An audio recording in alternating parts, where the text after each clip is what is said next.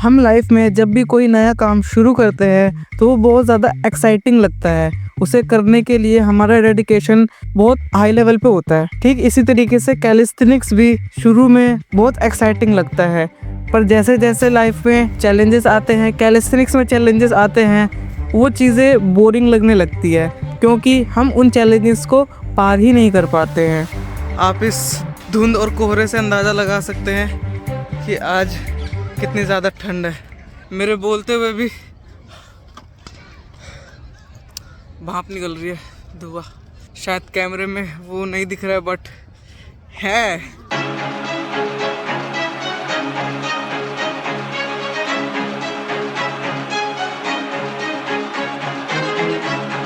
तो हमेशा की तरह आज संडे को मैं ट्रेन करने आया हूँ।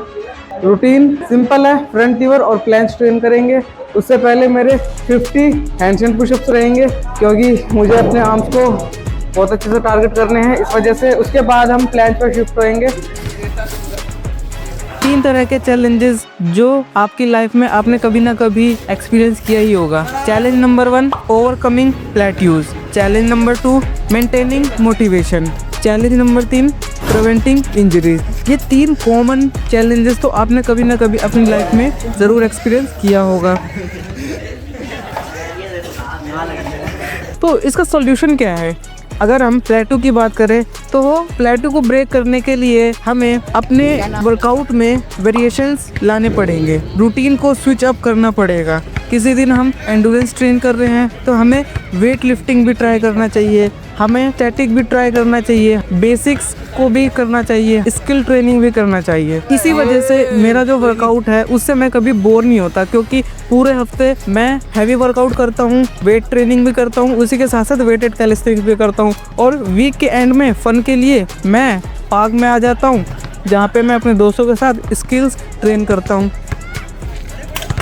अब दूसरा चैलेंज आता है मेंटेनिंग मोटिवेशन।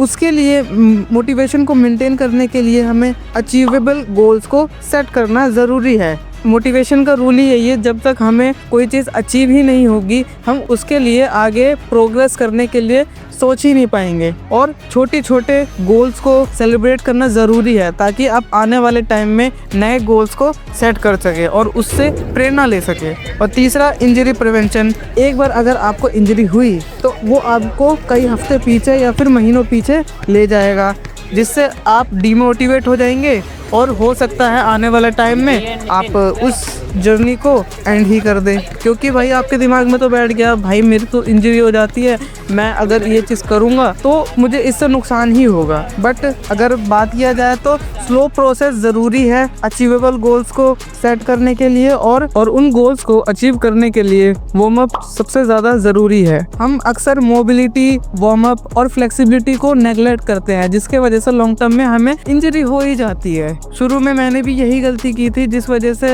मैं यूट्यूब पे वीडियोस नहीं बना पाता था और मैं कैलिस्थेनिक्स पे प्रोग्रेस भी नहीं कर पाता था। बट जब से मैंने वार्म अप को इम्पोर्टेंस दिया है आप रिजल्ट देख ही सकते हैं।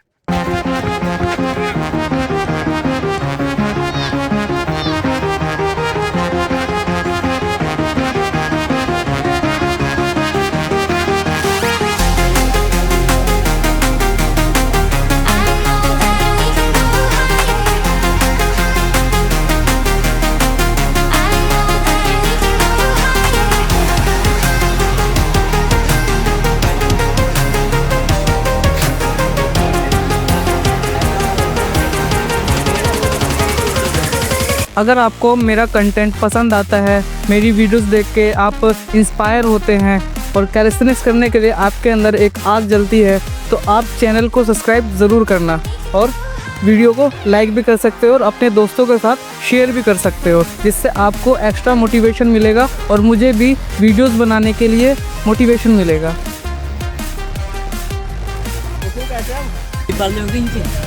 नहीं